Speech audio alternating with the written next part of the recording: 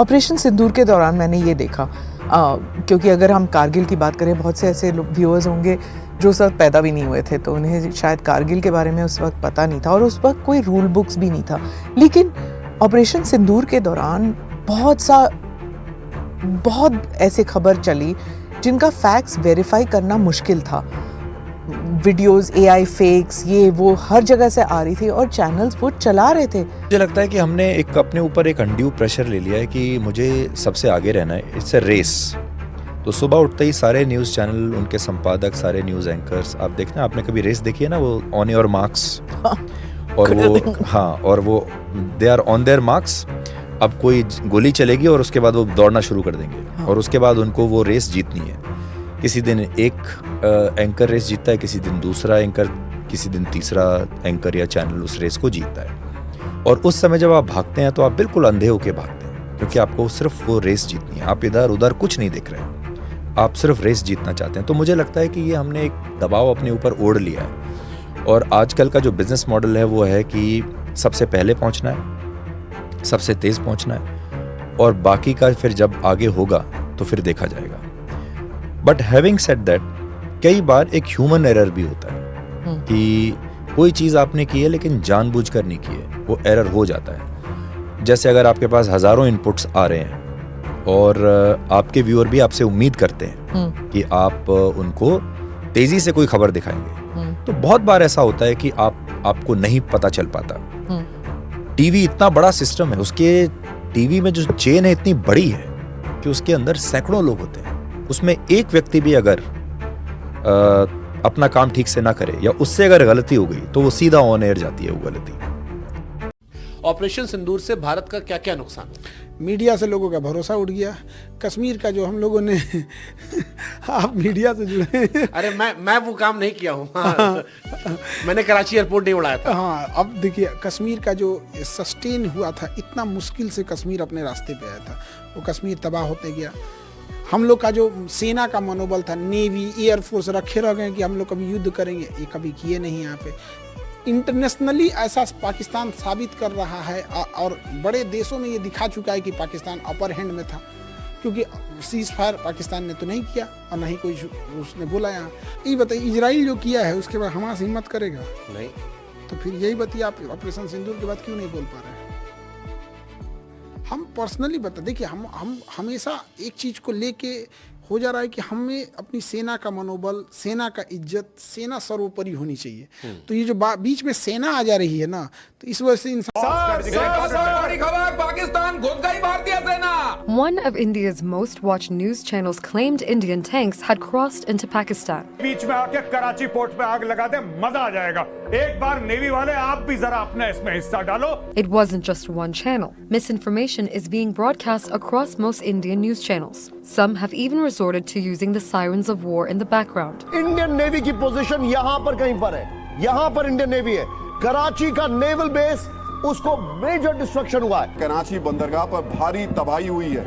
10 से ज्यादा धमाके वहां पर देखने को मिले, सुनने को मिले हैं। Even an Indian cabinet minister fell for it. Well-known Emmy-nominated journalist Barkha Dutt joined the misinformation train by reporting fake news about a captured Pakistani pilot. I mean, you know, we're talking about India hitting Islamabad. Does it get any bigger than this? Exactly. NDTV aired old footage of Israel's Iron Dome defense system, claiming it was India's system intercepting Pakistani drones. ऐसा लगता है कि पाकिस्तान का कोई इलाका और कोई शहर बचा नहीं है. Some outlets are even using AI-generated videos as their reporting source. The Pakistan military spokesperson seems to be saying that they have lost 2 JF-17 fighter jets in the course of Operation Sindoor. That video, it's AI-generated. We regret to confirm that 2 JF-17 aircraft were lost during active duty. Footage from Israeli airstrikes in Gaza is also being passed off as scenes from Pakistan. लश्कर का ये खूंखार commander नए आतंकियों का brain wash करने के लिए जाना जाता था। The so-called commander is Qari Muhammad Iqbal, a teacher from Poonch, who was reportedly killed by Pakistani shelling. But this isn't just about India. Misinformation is being spread in Pakistan too. Journalist Hamid Mir shared a video from Thailand but passed it off as an Israeli drone attacking Pakistan. A Pakistani news channel aired old videos and said they showed 2 shot down Indian planes. This ex-handle with 266,000 followers used a Beirut explosion video from 2020, but labeled it as Pakistan's response to India's missile strikes. As the two neighboring countries engage in a conflict that's putting the world's most populous region on edge, the spreading of fake news by mainstream media and influencers is doing nothing more but fueling further panic and war hysteria.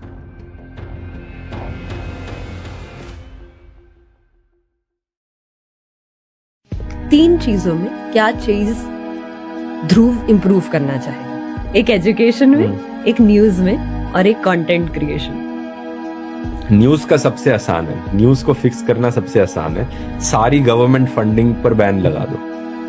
Government funding allowed ही नहीं होनी चाहिए news channels. अपने आप सारे news channel सुधर जाएंगे। ठीक है, क्योंकि आज के दिन उनका बिजनेस मॉडल ही यही है कि सरकार से पैसे लो और फिर न्यूज चलाओ, इसलिए वो इतने सारे सब सरकार की तरफ टिल्ट करते हैं। और एक बार ये बंद करोगे तो कई सारे न्यूज चैनल्स का बिजनेस मॉडल खत्म भी हो जाएगा, न्यूज चैनल्स बंद भी होंगे, लेकिन जो दोबारा राइज करेंगे आई थिंक वो एक्चुअली में जर्नलिज्म करेंगे।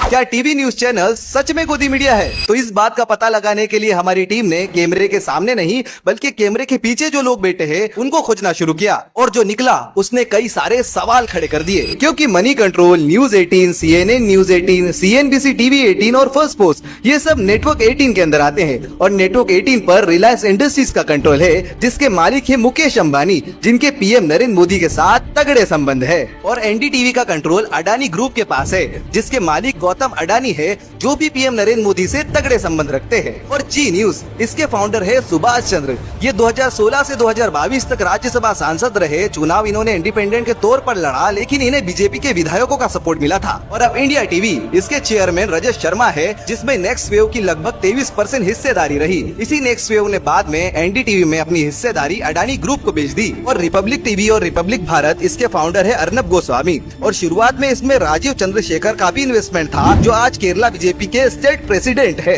अब फैसला तुम करो। जब बड़े बड़े बिजनेस हाउसेस के पीछे बड़े बिजनेस ग्रुप्स हो और उनका पॉलिटिक्स से भी कनेक्शन हो, तो जनता ये सवाल करती है कि इसका असर सिर्फ आपके बिजनेस तक ही है या फिर न्यूज तक भी। ये तो बस एक ट्रेलर था, मुझे फॉलो कर लो, क्योंकि अगली वीडियो में एक एक चैनल के पोस्टमार्टम करूंगा।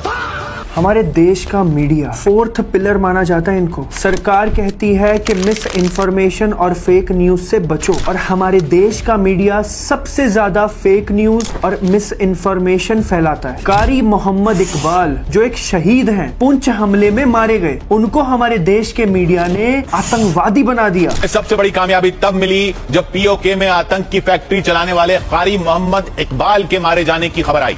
ये तो भला हो जम्मू कश्मीर पुलिस का कि उन्होंने ट्वीट करके इस चीज को क्लैरिफाई किया। और कल रात जो हुआ, इंडिया टुडे के मुताबिक India hits Karachi first time since 1971। Navy attacks Karachi port को उड़ा दिया गया कल रात हमारे नेशनल मीडिया की तरफ से। और ये सच नहीं है, ये बिल्कुल झूठ है। हमारी सेना ने ऐसा कुछ भी नहीं किया है। और आज तक की खबर देखिए आप, ऑपरेशन सिंदूर ब्रेकिंग, पाकिस्तान का कराची पोर्ट पूरी तरह से तबाह हो गया। और जी न्यूज, ओहो हो, पाकिस्तान की राजधानी इस्लामाबाद पर कब्जा कर लिया गया है। और उसके बाद टाइम्स नाउ और रिपब्लिक ने ये चलाया, कू अगेंस्ट आसिम मुनीर, पाकिस्तान के मिलिट्री चीफ को अरेस्ट कर लिया गया है और उनकी जगह पे किसी और को बिठा दिया गया है। और इतना ही नहीं, पाकिस्तान के प्राइम मिनिस्टर को भी गिरा दिया गया है। सरकार ही गिर गई है, कल तो सरकार भी गिर गई थी कब्जे के बाद। और बात यहाँ तक नहीं रुकती है, तो हमारे नव भारत ये कहते हैं कि पाकिस्तान में घुसी भारतीय सेना। पाकिस्तान घुस गई भारतीय सेना। ये बॉर्डर पर पाकिस्तान के भीतर दाखिल हो गई भारतीय सेना। और देखिए मेजर गौरव आर्या को, ये इसका मतलब समझिए ये क्या है। ये अब पराक्रम का वो प्रदर्शन है जिसकी ताल खेल नहीं पाएगा पाकिस्तान। तो ये जितनी भी खबरें आपने न्यूज चैनल्स पे देखी हैं कल, ये सारी की सारी झूठ हैं। उसके बाद जो आज भी चल रही होंगी, हमें नहीं पता कि उनमें कितनी सच्चाई है और कितनी झूठ है। टिल गवर्नमेंट की तरफ से कोई ऑफिशियल स्टेटमेंट्स नहीं आती हैं और इसके बाद इतनी बड़ी खबर रिपब्लिक लाइव से, ह्यूज ब्लास्ट रिपोर्टेड नियर पाक पीएम्स रेसिडेंस, ऐसा कुछ भी हमारी सेना ने नहीं किया है। तो आप सबसे अपील है कि ये बहुत ही ज्यादा क्रिटिकल सिचुएशन चालू है, इसमें मिस इन्फॉर्मेशन और फेक न्यूज से बचें और गलती से भी गलत चीजों को फॉरवर्ड ना करें। इससे हमारे देश में तनाव और ज्यादा बढ़ेगा और ऐसे मीडिया चैनल से बच के रहें जो फेक न्यूज और मिस इन्फॉर्मेशन फैलाते हैं। और ये हमारा नेशनल मीडिया बिल्कुल भी ये चीज के बारे में नहीं सोच रहा कि बॉर्डर लाइन पे जितने भी घर हैं, जितने भी मासूम लोग वहां पे रहते हैं, जो सिटीज बॉर्डर लाइन के करीब हैं, उन लोगों की रात किस तरह से गुजर रही होगी, किस तरह से वो टेंशन में होंगे, सो भी नहीं पा रहे होंगे और ये एसी वाले कमरे में बैठ के झूठ फैला रही है। इस वीडियो को ज्यादा से ज्यादा शेयर कीजिए। क्या आप इमेजिन कर सकते हो दोस्तों, देश का सबसे पॉपुलर हिंदी अखबार अपने फ्रंट पेज की हेडलाइन में ही फेक न्यूज छाप दे। कल ऐसा ही कुछ हुआ 11 सितंबर को। दैनिक जागरण ने अपना फ्रंट पेज का आर्टिकल लिखा नेपाल प्रोटेस्ट के ऊपर और देखिए क्या लिखा है हेडलाइन में, जेन जी ने मांगा हिंदू राष्ट्र। ये सरासर झूठी खबर है। ऑनलाइन आपको एक भी आर्टिकल ऐसा नहीं मिलेगा जिसमें इस बारे में बात की जा रही हो कि नेपाल में जेन जी ने हिंदू राष्ट्र की मांग करी है। सिर्फ एक एनडीटीवी का आर्टिकल था और एनडीटीवी ने उस आर्टिकल की हेडलाइन बदल दी है। ट्विटर पर आप सर्च करोगे कि नेपाल डिमांड्स हिंदू राष्ट्र, सिर्फ बीजेपी आईटी सेल के इंडियन लोग मिलेंगे आपको ये बात करते हुए कि नेपाल डिमांड कर रहा है हिंदू राष्ट्र, लेकिन एक भी नेपाली का ट्वीट नहीं मिलेगा आपको कि हिंदू राष्ट्र की मांग करी गई है। सोचकर देखो, मतलब इतनी सरासर झूठी खबर और ये फ्रंट पेज पर हेडलाइन में डाली जा रही। अगर आपके किसी जानने वाले के घर में यह अखबार आता है, उनके साथ जरा ये वीडियो शेयर करो ताकि उनको भी पता चले खबरों के नाम पर क्या बेचा जा रहा है उनको। और पता है हैरानी की बात क्या है दोस्तों, ये पहली बार नहीं है जब इस अखबार ने ऐसी चीज करी हो। 2 साल पहले इनकी फ्रंट पेज की हेडलाइन थी ये कि भारत ने फिर पाकिस्तान पर करी सर्जिकल स्ट्राइक, और ये भी पूरी तरीके से फेक न्यूज थी। हालत इतनी बुरी है कि इंडियन आर्मी को आना पड़ा था क्लैरिफाई करने के लिए कि भाई इस अखबार ने जो छापा ये फर्जी खबर है, ऐसा कुछ नहीं हुआ है। सोच सकते हो, मतलब सिंपल सी बात कहूंगा, अगर आपके घर में यह अखबार आ रहा है बंद करा दो, कोई भी और अखबार चुन लो। ढेर सारे और अखबार हैं, किसी भी और अखबार की इससे बेटर क्रेडिबिलिटी है। You guys would have heard, right, that half knowledge is dangerous, but WhatsApp knowledge fatal. Which is why we should be very careful what we believe in these days, right? My parents used to tell me not to watch WWF. They would say it's fake, it's primitive, it incites violence. Now I have to tell them the same about news channels. Army अंदर घुस गई है पाकिस्तान में। Identifying fake news should be made part of the curriculum in schools. It's that important. But then the same people write the textbooks also. So you can't escape. No? आपको लगता है कि internet पर जो कल ट्रेंड हो रहा था वो लाखों लोगों की आवाज थी, लेकिन नहीं, वो सिर्फ एक कमरे में बैठे 10 लोग और 5000 बॉट्स का कमाल था। इसे कहते हैं एस्ट्रोटर्फिंग। ये एक नकली भीड़ है जिसे इसलिए बनाया गया है ताकि आपका दिमाग इसे सच मान ले। आईटी सेल कोई राजनीतिक ऑफिस नहीं, एक नैरेटिव फैक्ट्री है। यहाँ सच को खोजा नहीं बल्कि मैन्युफैक्चर किया जाता है। आपका दिमाग भीड़ के साथ चलना चाहता है। जब आप देखते हैं कि हजारों लोग एक ही बात कह रहे हैं तो आपकी क्रिटिकल थिंकिंग बंद हो जाती है। अगली बार जब कोई हैशटैग देखें तो याद रखें, भीड़ हमेशा असली नहीं होती। सवाल पूछिए, भीड़ मत बनिए। एक बीजेपी सपोर्टर ने मेरे वीडियो पे कमेंट किया, जो भी मैंने लास्ट वीडियो बनाया था कि अंधभक्त क्यों और कैसे बने, उसके ऊपर कमेंट किया कि आईटी टीम तो दूसरे पार्टी के पास भी है, तो उसके भक्त क्यों नहीं बने, कोई बीजेपी के भक्त क्यों बने। तो मुझे अच्छा लगा क्वेश्चन सुन के उसका, कि जनरली बीजेपी सपोर्टर होते हैं जिसको सब लोग अंधभक्त बोलते हैं, वो ज्यादा सोचने की कष्टी लेते नहीं है, सवाल करने की आदत है नहीं उसको, जो दिखाते हो बताते हो वो मान लेते हैं। पर उसने क्वेश्चन किया और एक अच्छा क्वेश्चन किया, बराबर।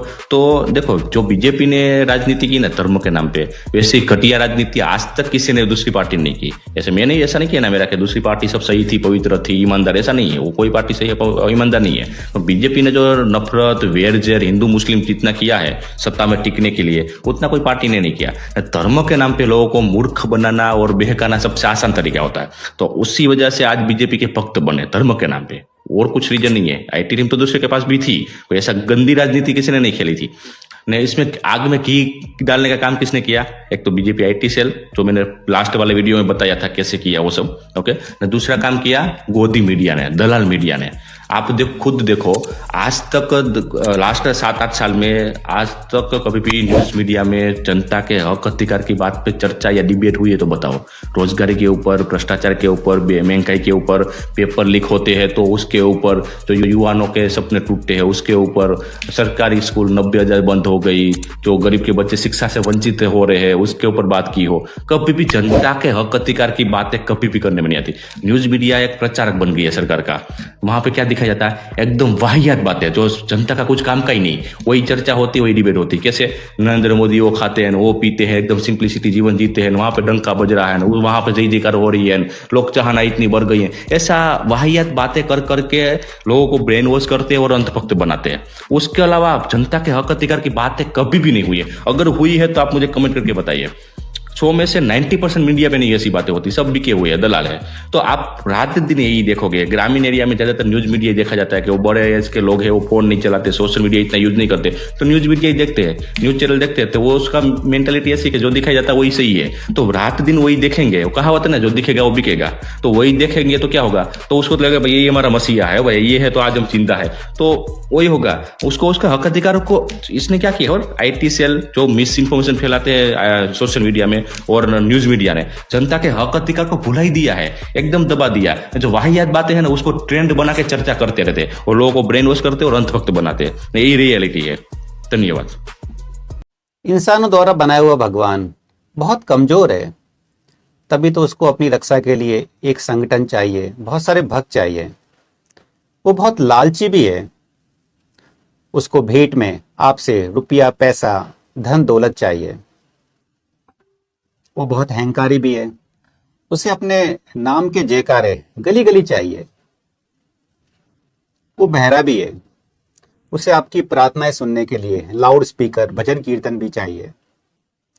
लेकिन असली भगवान जो इस ब्रह्मांड का स्वामी है, उसे आपकी खुशामद से कोई लेना देना नहीं, उसे आपके पैसों में कोई इंटरेस्ट नहीं, उसे प्यार का भूखा है। आप उसके लिए व्रत रखते हैं या नहीं रखते, उसको कुछ फर्क नहीं पड़ता।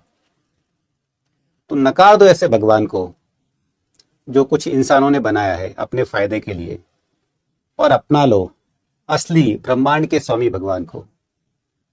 आपको क्या चाहिए? असली प्यार करने वाला भगवान या कुछ इंसानों द्वारा अपने स्वार्थ के लिए बनाया गया भगवान?